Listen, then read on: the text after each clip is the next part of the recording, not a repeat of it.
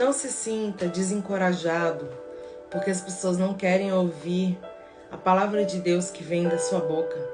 Porque Deus ele está falando, Deus ele tem usado, Deus ele tem ministrado através de corações, de pessoas. Então nós precisamos cumprir esse chamado. A palavra de Deus diz em Atos capítulo 19, no versículo 8, diz assim: em seguida, Paulo foi à sinagoga e ali pregou corajosamente durante 3 meses, argumentando de modo convincente sobre o reino de Deus. Mas alguns deles se mostraram endurecidos, rejeitaram a mensagem e falaram publicamente contra o caminho. Paulo então deixou a sinagoga e levou consigo os discípulos, passando a realizar discussões diárias na escola de Tirano. Isso continuou durante os 2 anos seguintes, e gente de toda a província da Ásia, tanto judeus como gregos, ouviam a palavra do Senhor. Deixa eu falar uma coisa para você. Você foi chamado, você que foi chamado, que foi escolhido por Deus para cumprir o ministério, para falar sobre o amor de Deus, para falar sobre Jesus, para contar as maravilhas que Deus operou e ainda vai operar na vida das pessoas. Não se sinta desencorajado, não se sinta temeroso, não se sinta inseguro, porque as pessoas não querem muitas vezes dar ouvidos ao que você está falando, ao que você está ministrando. Aqui, Paulo, o apóstolo Paulo, ele sabia de onde ele tinha sido tirado. Ele teve um encontro com o próprio Deus, ele foi chamado para ser apóstolo dos gentios, ele foi chamado por uma grande obra e ele sabia da força daquele chamado, ele sabia da autoridade que estava sobre a vida dele, vinda por Deus. Ele sabia e ele sentia que ele não podia deixar de anunciar as coisas maravilhosas que o Senhor tinha feito na vida dele. Então, irmãos, a Bíblia diz aqui que Paulo, ele vai pregar na sinagoga por 3 meses, e chegando ali, ele pregava de modo convincente, ou seja, ele pregava porque quando você fala da palavra de Deus, você fala de uma maneira que tem a autoridade de Deus sobre aquela palavra.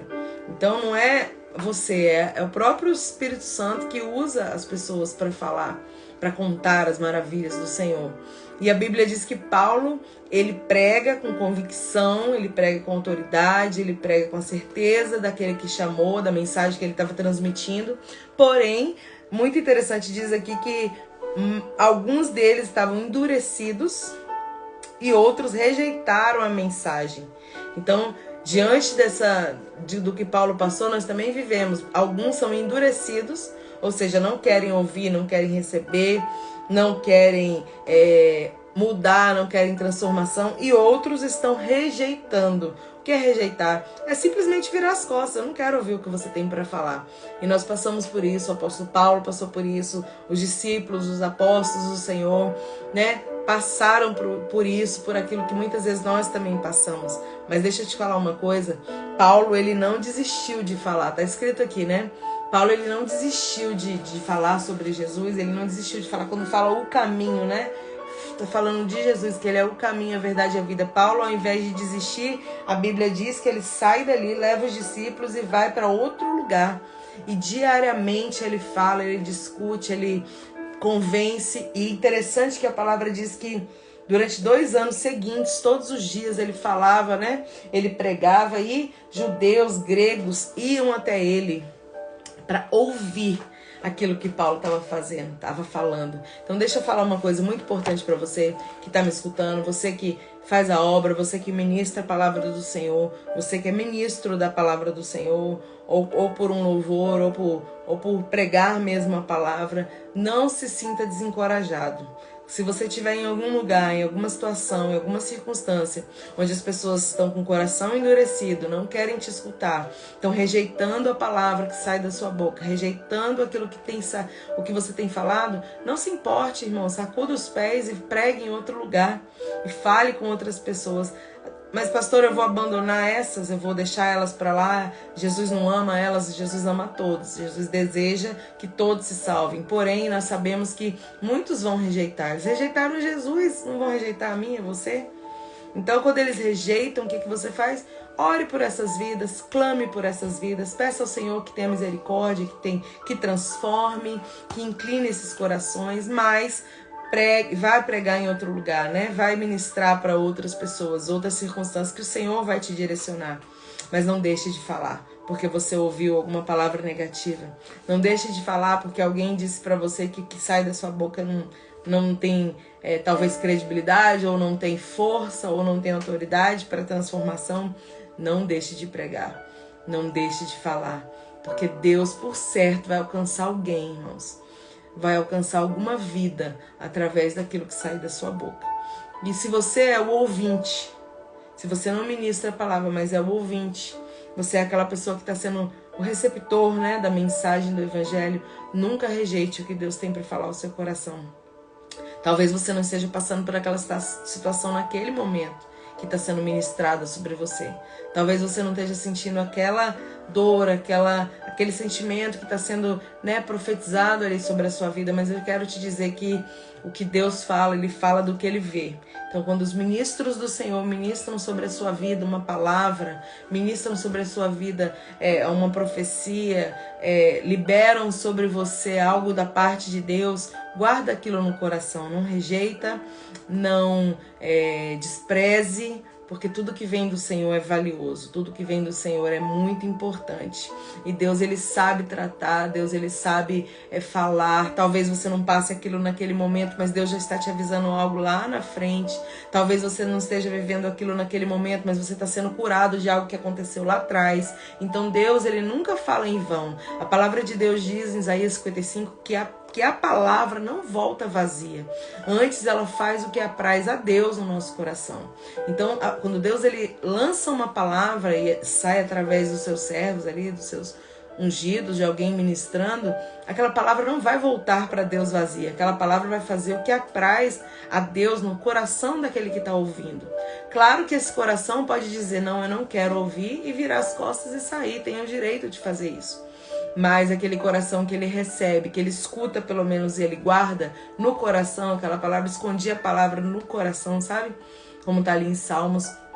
Essa pessoa ela vai ser tratada, ela vai ser curada, ela vai ser fortalecida por aquela palavra que foi lançada sobre ela. Porque Deus, Ele sabe tratar, Deus, Ele sabe curar as feridas, Deus, Ele sabe, né, mostrar para você aquilo que Ele tem para sua vida através da mensagem, através da palavra. Então, nunca é em vão. E eu acho tremendo aqui que Paulo, ele não se importa, porque ele sabe, esses dias eu estava falando sobre a convicção, vou falar de novo sobre isso, porque é algo muito forte. Paulo, ele tinha convicção do chamado dele, ele não tinha dúvida que Deus tinha chamado ele.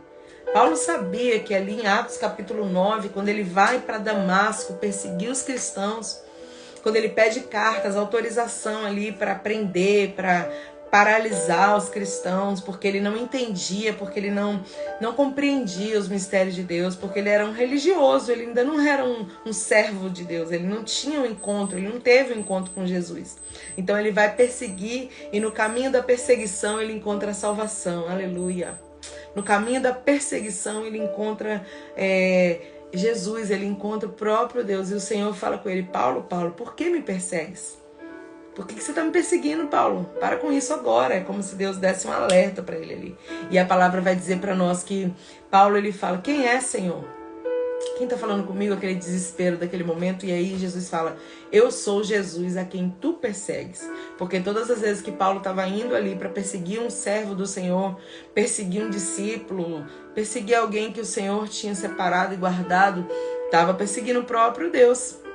Então Paulo, ele fica impactado, ele fica temeroso, porque ele não sabia o que ia acontecer após isso, porque ele fica cego, literalmente cego. Durante 3 dias ele não consegue enxergar nada, o próprio Deus faz ele cair do cavalo, ou seja, literalmente, né? Eu gosto de falar isso, porque literalmente ele caiu. Literalmente ele teve que, tipo assim, comer o pó ali, entender que, tipo assim, ele não podia mais continuar como ele estava. Que tudo que ele tinha vivido até ali, né? Muitas coisas estavam erradas, muitas coisas tinham que ser mudadas a partir de agora. Então Jesus fala com ele, Jesus transforma ele. Naqueles 3 dias que ele ficou cego, eu creio que o Senhor revelou coisas tremendas e profundas para o coração dele. E depois ele vem ser um servo assim, ó, cheio de autoridade. Ele não tinha mais medo, ele não tinha mais insegurança, ele sabia quem tinha chamado ele. Ele sabia que ele tinha tido uma experiência com o próprio Deus. Ele sabia que não tinha como voltar atrás. Então agora onde ele vai, ele fala de Jesus, ele fala do sacrifício, ele fala do amor de Deus, ele fala do juízo, ele fala de tudo. Ele conta, né, todo o evangelho, ele vai pregando ali para aquelas pessoas que estão à frente dele, aonde ele fosse. Quando ele era aceito, glória a Deus, amém. E as pessoas eram transformadas. Quando ele não era aceito, ele ia para outro lugar ministrar. Ele não ia ficar discutindo, batendo boca. Irmãos, não bata a boca, não discuta. Se a pessoa não quer ouvir, parte para outra. Tem tanta gente.